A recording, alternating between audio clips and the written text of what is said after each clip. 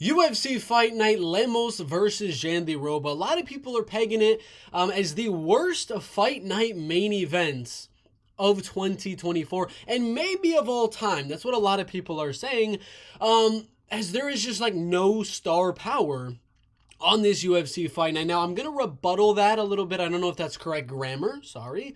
But there's a lot of fun fights. There might not be a lot of name value on here, but let's go through the fun fights before we get into, of course, the full card prediction. We got Jeong Park, Brad Tavares, banger. We got Steve Garcia, Sungwoo Choi, fight of the night, performance of the night, guaranteed.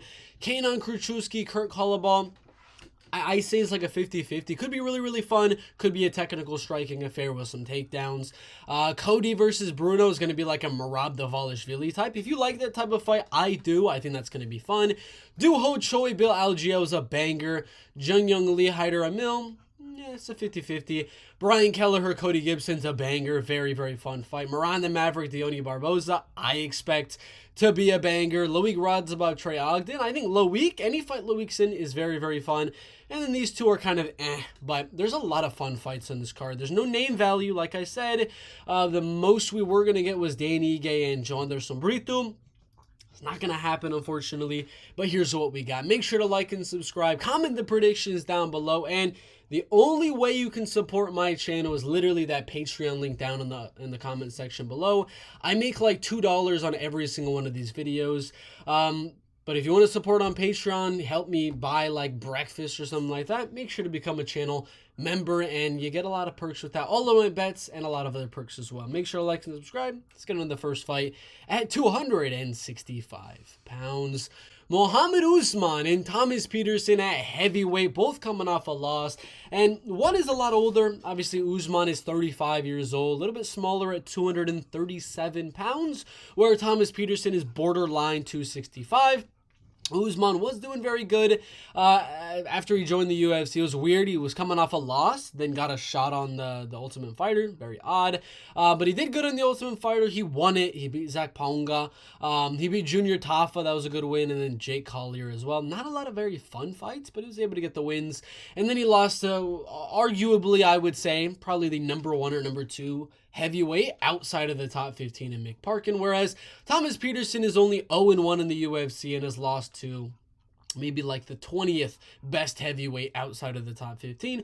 In Jamal Pogues, I believe Thomas Petersen in like 2 years beats Usman. Once he develops that striking just a little bit more, I think he probably beats Usman, but I don't think Thomas is going to do his normal game plan of taking down Usman over and over and over again and grinding him there and getting a finish on the ground. I think Usman defends and he makes it a boring striking match. Unfortunately, I don't think this is going to be one of the funner fights on the card. I think it's a 29-28 jab fest, clinch fest, grappling fest. It's not going to be too fun in my opinion. So I got Usman by decision. Luana Carolina and Lucie Pudilová in the bantamweight division. Now, I wanted to verify before I actually made this prediction if Luana was the underdog, because I'm going to say it right now. I do have Luana Carolina winning. So she's the underdog on some, and she's the favorite on others. And it's a 50-50 fight on a few, so I don't care. I'm counting this as an underdog pick. I do have Luana. I don't know how. 83% have Luana winning, but the odds are so close. I feel very good about Luana Carolina. I don't understand why the odds are the way they are. I was expecting minus 250 for Luana to be the favorite, but I guess not. She's coming off wins over Ivana Petrovic, which is a very, very good one. And then she'd be a grappler with a similar style to Lucie Pudilová. Obviously, nobody is going to be similar to Julija Stoliarenko, but, I mean, in terms of who Luana has fight, I guess Julija could fit the profile a little bit right there. Obviously, Luana Carolina has done fairly well against the grapplers of women's flyweight, like Lupita Godinez, like Julija Stoliarenko. And I think Lucie Pudilová, that's going to be her game plan here, to take the fight to the ground, to wrestle, to grapple, to do all of that. And not a lot of people have success like that taking down Luana Carolina. So I think Luana is just going to come defend, keep it on the feet, and she's just a much better striker than Lucie Pudilová in this fight. I think it's a very clear-cut one. But it is women's MMA, so maybe Lucie dominates on the ground. I don't know. We'll see. It's women's MMA. You never know. I got Luana by Let's go 29-28, 29-28, 30-27. Let's be specific with this prediction. Luana Carolina. Loik Radzhabov and Trey Ogden at 155 pounds. Both a little bit older in this lightweight division. I assume if either of them lost 2 in a row, they'd be cut from the UFC immediately, just based on their age. But they're still looking very good for their age. Loik obviously has just crazy power every single fight. Trey Ogden's grappling and jiu-jitsu is just so good as well.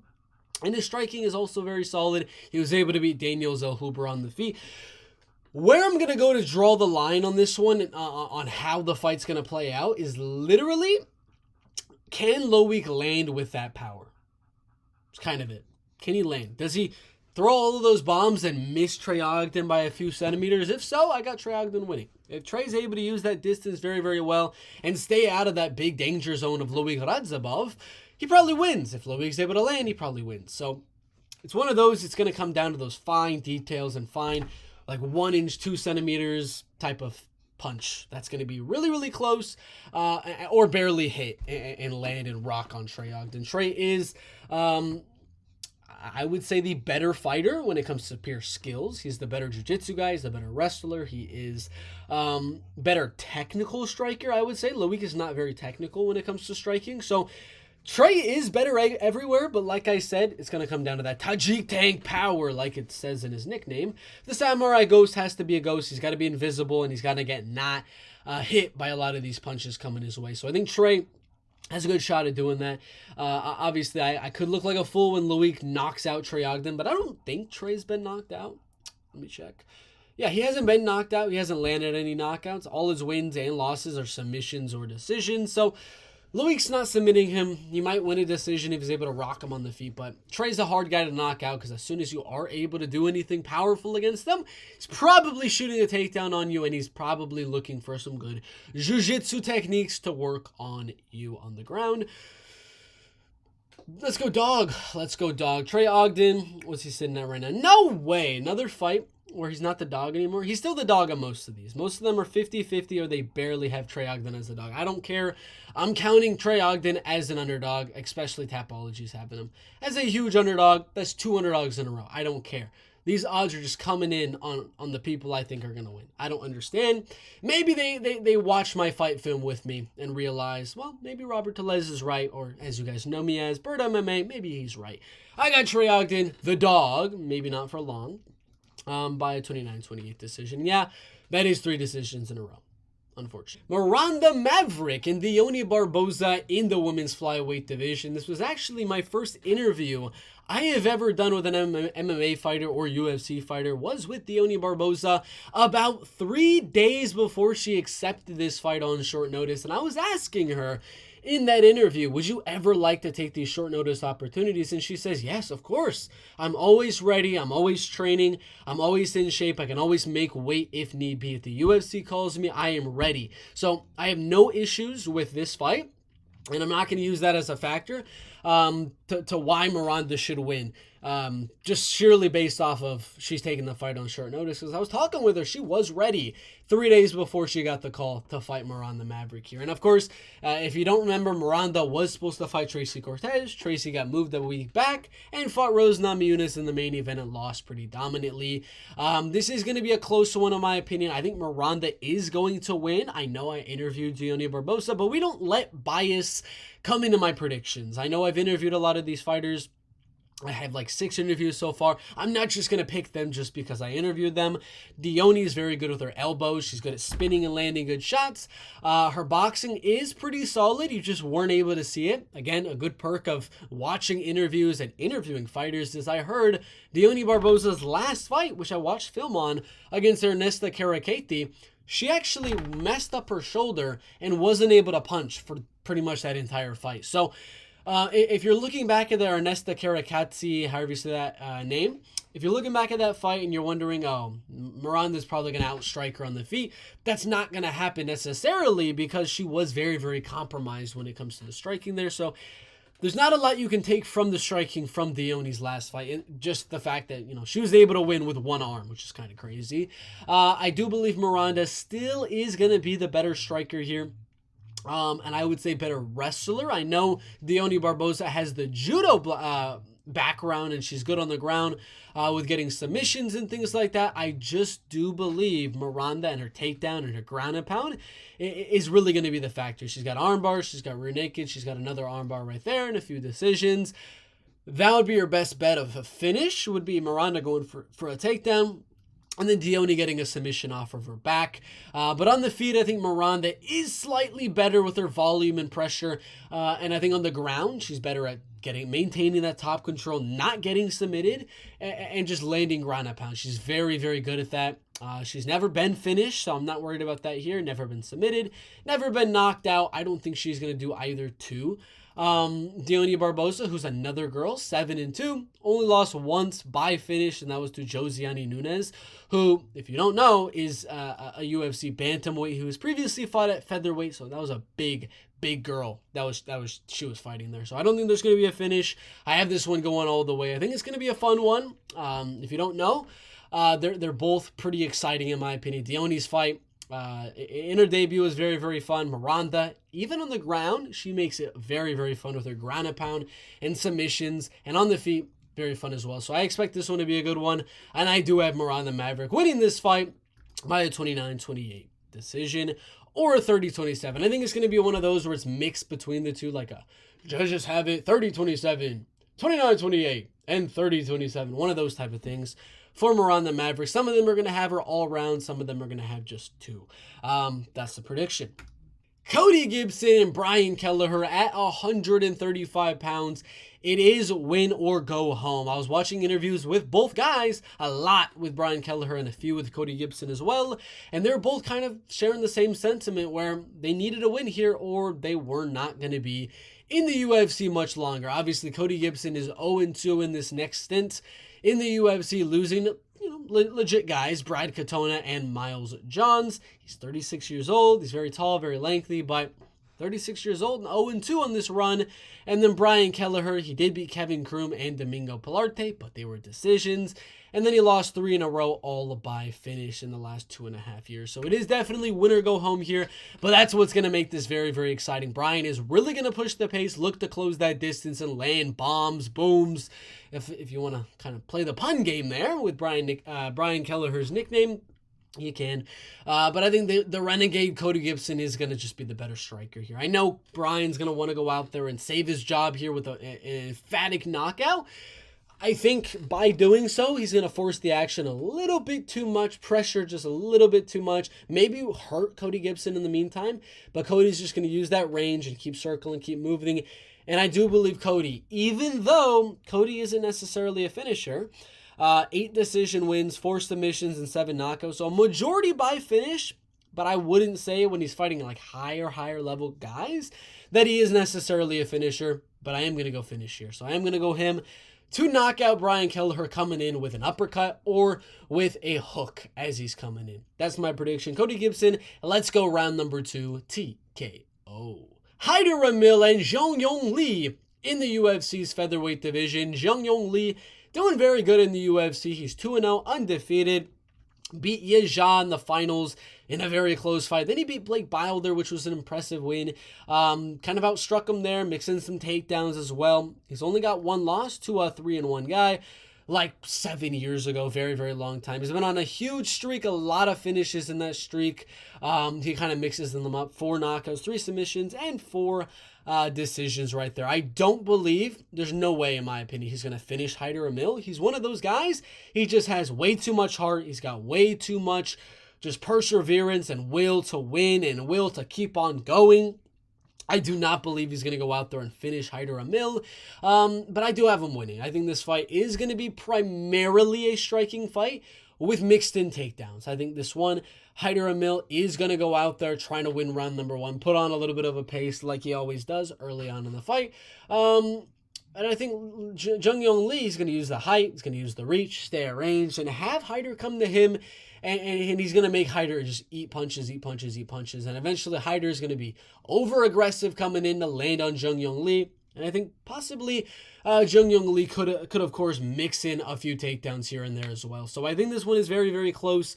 Hyder, it's going to come down to, can he close that distance, land some good punches, some powerful punches, and maybe even mix in a takedown or two himself, because, I mean, they both could land takedowns here. It's not like one guy has a huge advantage in that realm over the other.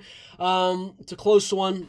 I think the odds are, okay, they're minus 185. I thought they'd be more 50-50. I'm going split decision. I had this one really, really close. I was honestly contemplating going Hyder Amil just to win round number 1 and then just come back crazily in round number 3. But I'm going to go round 2, round 3, Jeong Lee in a close split decision. Very, very fun fight. Anyone that Hyder Amil's in, I mean, his nickname is the Hurricane for a reason, because he just kind of comes in there like a hurricane. It's going to be a fun one, but I do have Jeong Lee winning this one in his 3rd fight on the promotion, getting pretty close to that top 15 at 145 pounds. Probably 1, maybe 2 more wins, and he's right in that top 15. It's a very good fight. Both of them kind of like 1 or 2 more wins. So, fun fight, Jeong Lee, split decision. Choi and Bill Algeo in the featherweight division. I was debating, is this the fight of the night, or is it Steve Garcia and Sungwoo Choi, which we are going to talk about later. The kind of common theme there is they both have a South Korean fighter on them, but I do believe the fighter fighting that South Korean and Bill Algeo and Steve Garcia also bring the heat. Both of those are just such bangers at 145 pounds, and this is definitely going to be fun. They're both coming off losses or draws. I mean, Choi, 3 losses in a row, kind of ranging back a long, long time ago. 4.5 years ago to Durden, 6.5 years ago to Jeremy Stevens, and 7.5 years ago to Cub Swanson. He was doing military service to South Korea and came back a 1.5 years ago to just, in my opinion, win against Kyle Nelson. That was a debated one, but I do believe he did enough to win that fight. And he's very powerful, has a lot of knockouts on his record, good pressure, good volume, good heart, good pace. I mean, everything about Choi is very, very fun. The Korean Superboy, but he's fighting a very tall, lengthy featherweight, 6 foot tall, 73-inch reach right there, who has a win over Joander Sombrito, which is very, very good. Knocked out Herbert Burns, submitted TJ Brown, and beat Alexander Hernandez as well. Lost the Andre Fili fight, which I kind of believe Bill Algeo did enough to win. And then he also lost to Kyle Nelson, just like Choi had to draw to Kyle Nelson. So they're both coming off fights with Kyle Nelson. But obviously, the most notable win for Bill Algeo was that Joander Sombrito fight. And I don't believe the Joander Sombrito fight is like a super, super good comparison here. But Joanderson was on the back foot. He's a powerful guy. And Bill Algeo was coming forward, pressuring him, and just kind of keeping his arms out there, having him eat while he's going backwards, not really giving him room to breathe. It's a hard thing to do against Joander Sombrito, but he was able to do it. Can he do it against Choi? Yes. But there is just so much power coming right back at him in case he overcommits on that pressure. So, I mean, I wouldn't be surprised if Choi is able to kind of keep on getting pressured, and then boom, blitz with a powerful punch or two, and maybe knock out Bill Algeo. He's coming off a knockout loss, so you never know. Choi could definitely crack him and knock him out earlier on in this fight. But I think the pressure will be there, and I think Bill Algeo's defense is going to be there. Just keep on pressuring defense. Keep on pressuring defense. And I think this fight is going to be 3 rounds of pure pressure and striking from Bill Algeo. I think he might get rocked at least one time. Choi, again, very powerful. So I have this as 50% fight of the night with the other one, of course, Steve Garcia and Sungwoo Choi. This is going to be so, so fun. I do have Bill Algeo, 29-28 decision. Very, very good fight. Cody Durden versus Bruno Silva at 125 pounds. Bruno is 34 years old. Cody Durden is at 33 years old. So they're both a little bit of the aging guys of the flyweight division, kind of the gatekeeper area, right inside and right outside of that top 15. If you beat Cody Durden, if you beat Bruno Silva, you are legit. David Dvorak beat him. Tagir Ulanbekov beat Bruno Silva. They're both legit top 15 guys. Tagir Ulanbekov beat Cody Durden. Mohammed Mokayev beat Cody Durden. And then Jimmy Flick was like the only one I guess you could not count because he's not really legit. And then the draw with Chris Gutierrez as well. But those two right there, Mokayev and Tagir, Both top 15 guys. And again, like I said, if you're able to beat them, you're going to be a force to be reckoned with. Probably a future top 15 guy. Either one of these two. So they're both very, very good. Cody's got the cardio advantage. Cody's got the wrestling advantage. He's got the pace. He's taller. He's lengthier. I wouldn't say more powerful than Bruno, because Bruno just has a hand. The right hand is very, very good from Bruno Silva. So I'd say Bruno has slightly better striking than Cody Durden, especially with that power advantage as well. So I think this is going to be a split. This is going to be a very, very controversial split decision here, because, I mean, there's going to be a lot of takedowns from Cody. There always is. I mean, he puts on the crazy pace like no other. Maybe Marab. But I think Bruno, every time those takedowns come in, he's going to defend a lot of them because he does have good takedown defense. And he's going to crack Cody as he comes in, crack him on the break. And it is just going to be a very, very close fight. I do believe Bruno is going to crack on the feet a little bit, but I think Cody is going to crack with the ground and pound. And I think he's going to land at least a few takedowns in this fight. Maybe 3, maybe 4. Not a lot of control, but enough to where he's able to land a few good ground and pound shots and kind of make up for the striking and the good power punches of Bruno Silva on the feet. So it's a close one as well. A lot of close fights on this UFC fight night. I'm going to go Cody Durden by a split decision. Could go either way. Pick 'em. Kurt Holobaugh and Kaynan Kruschewsky in the UFC lightweight division. I still don't know who I'm going with on this one. This is one I've been debating for some time. Kurt Holobaugh did very good on the Ultimate Fighter. Very, very nice. Beat Austin Hubbard in his next UFC fight. Submitted him. He was able to go out there and win all of his fights on the Ultimate Fighter and become the Ultimate Fighter. And you know, he lost not super exciting fight, but you know, he lost to Trey Ogden after that. Trey's legit though. This is definitely a step down in competition, fighting Kaynan Kruschewsky, but not super, super big step down in competition. And the reason I kind of am torn on this prediction is Kaynan is the better striker. He's more powerful. He's got a lot of finishes on his record. 15 wins, just 2 losses. He's got 9 submissions, and he's got 4 knockouts. He's got good jiu-jitsu. I just don't believe he's going to be able to get top position on Kurt Holobaugh and use that submission skills. So I would say if he wants to win, he can't be going for these submissions on Kurt. He has to try to keep it on the feet and land some powerful shots and just make this a striking match for 3 rounds or maybe even get a knockout. That is how Kaynan Kruschewsky wins. How Kurt Holobaugh wins, which is going to be risky for sure because Kaynan does have a lot of submissions. But Kurt Holobaugh's game plan has to be to stay at range, have Kaynan get a little frustrated and overextend himself a little bit and mix in the takedowns. Kurt has to always keep Kaynan guessing and mix in those takedowns. And I do believe if he's able to do so, I think he should be able to control Kaynan Kruschewsky on the ground. I don't think he's going to finish Kaynan on the ground. He's not going to ground and pound TKO him. He's not going to submit Kaynan Kruschewsky, in my opinion. Possible, I guess, but I don't think so. So I think Kurt Holobaugh, that's what I'm going to go with. Is it another dog? Not my third dog of the card. What's he at now? Yeah, plus 120. This is a dog pick. Kurt Holobaugh, I'm going to go 29-28 decision. Again, not a fun fight, in my opinion. It could be if it does stay on the feet and Kaynan's able to land some big shots and Kurt's landing takedowns and throwing elbow. Maybe then it could be a fun fight, but, you know, I'm kind of split on if it should be a fun, should not be a fun fight, you know. I don't know. I'm kind of leaning it's not going to be a fun fight, but I'm going to go Kurt Holobaugh. He is the hurt, so I expect some ground and pound on the ground here. Again, it's going to come down to that game plan. Does he actually implement it? Does he not? It's going to come down to that. I got Kurt Holobaugh, though, by a close decision. Steve Garcia and Sungwoo Choi at 145 pounds. Similar in age there at 32 and 31 years old. The prime of their MMA careers, and Steve Garcia is looking like he's in his prime. 3 knockouts in a row. 4 knockouts in his past 5 fights, only losing up a weight class, I may add. Again, a lot of people are going to say, oh, we got knocked out by Hyder Maheshai, a striker. It was up a weight class. At 155 pounds, he's a natural lightweight. He's done that before. He fought Melquizael Costa up in the lightweight division because of whatever reasons on Melquizael's side. They had to move it up.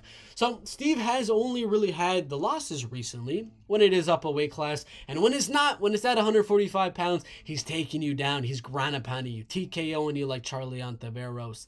He's knocking you down like 5 times. I know I'm being hyperbolic here, but he's knocking you down multiple times like Chase Hooper and finishing you off. He's pressuring you, getting your back to the cage and ripping to the body and knocking you out like with Shaila Nurdanbiek. And he's, again, taking you down, ground pounding you, bloodying you up, having you smeared with just only your blood and none of his. This dude puts on an exciting fight every single time, and he needs that top 15 fight after this. Sungwoo Choi is not the direction I would have gave Steve Garcia here, because he's ranked 61st on Tapology. I personally do have Steve Garcia around this number 25 range on the UFC rankings, and I personally would have done Nate Landwehr versus Steve Garcia. I think that would be straight fireworks, and again, if he's able to beat Nate Landwehr, top 15. But they gave him Sungwoo Choi, so if he wins that one, I don't care. Top 15. We're getting Steve in there. He's looking amazing recently. And if he's able to keep it up, which I think he will, against Sungwoo Choi, get him inside of that top 15. Now, let's talk about Sungwoo Choi before I keep rambling about Steve Garcia. Sungwoo Choi is very good, very technical, has a lot of power as well, knocked out Julian Erosa, beat some good guys like Youssef Zalal, and Jarno Aarons most recently. He's very, very good on the feet when it does come to his striking, but he does get caught. He got hurt a lot in the Joshua Pudilová fight. He got hurt a few times in the Michael Trezano fight and eventually knocked out. I think the chin's a little bit too high, and I think he's looking for the counter. He's going to counter him a lot. I think he's going to counter Steve Garcia a lot early on in this fight, but after round 1, which I think it will go past round 1, Sungwoo Choi is going to wilt. Sungwoo Choi is going to wilt. He's going to start going on the back foot more and more and more. Steve is going to keep on going on the front foot more and more and more. Going to get that back to the cage and either, like the Melquizael Costa fight, rip to the body, or was that the Shailan? Shailan. Like the Shailan Nurdanbiek fight, rip to the body with Sung's back to the cage, get those hands down, rip to the head, and then ground and pound the heck out of Sungwoo Choi. It's a typical game plan of Steve Garcia. It works so well, and he has the perfect fight style for it. I think this should be so much fun. I hope it lasts all 3 rounds just because of how fun this fight should be.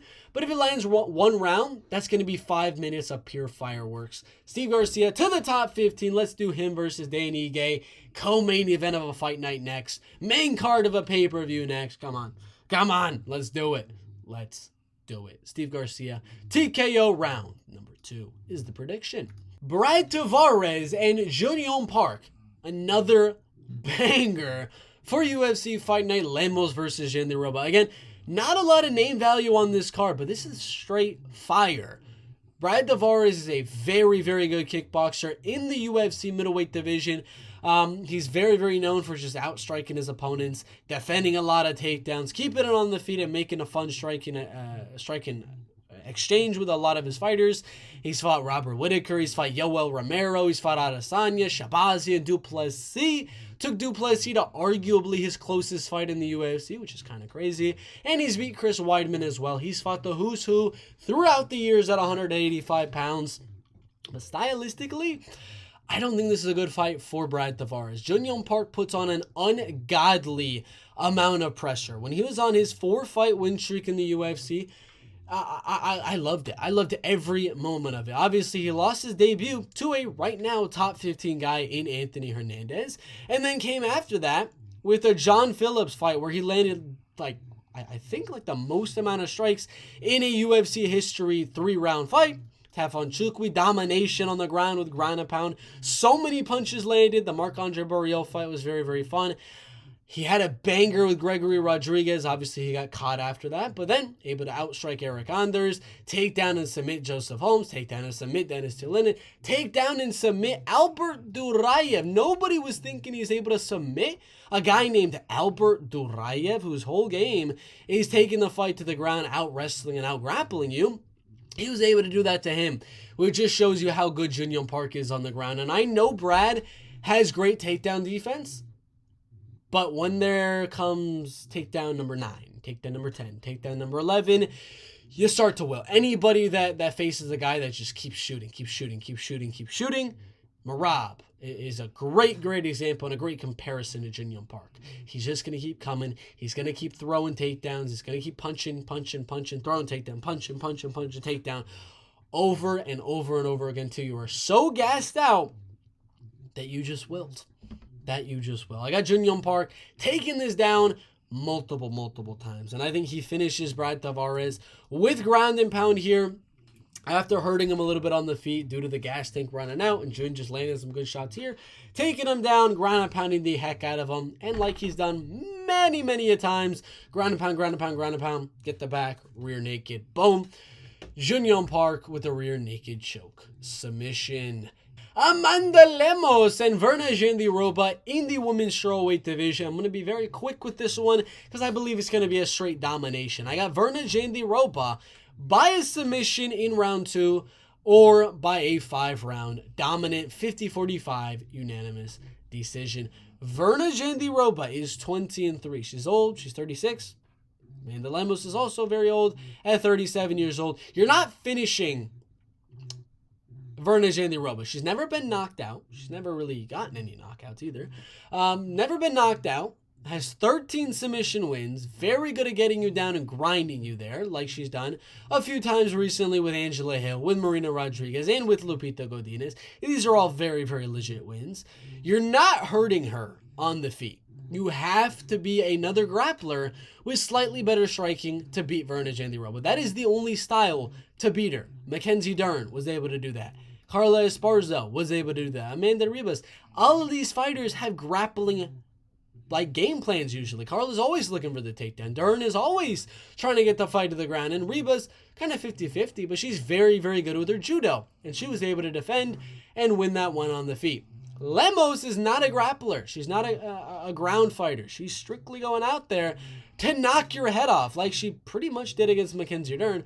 I was very surprised that fight did not end inside of the distance. She did against Marina Rodriguez, knocked her out. Michelle Waterson Gomez, she knocked her out. Montserrat Conejo Ruiz, Lavinia Souza. She just got so much power. But takedown defense we saw in the Weili Jeong fight. Weili's very good wrestling, very good grappling. Not Verna Jandiroba level, but very good. She was able to take down Amanda Lemos so many times in that fight and dominate her. So, again, I'm going to make this quick. Amanda's going to get dominated on the ground. I don't see it going any other way. Very clear prediction in my opinion. Verna Jandiroba, unanimous 50-45 domination or an early finish. Round 1, round 2 submission.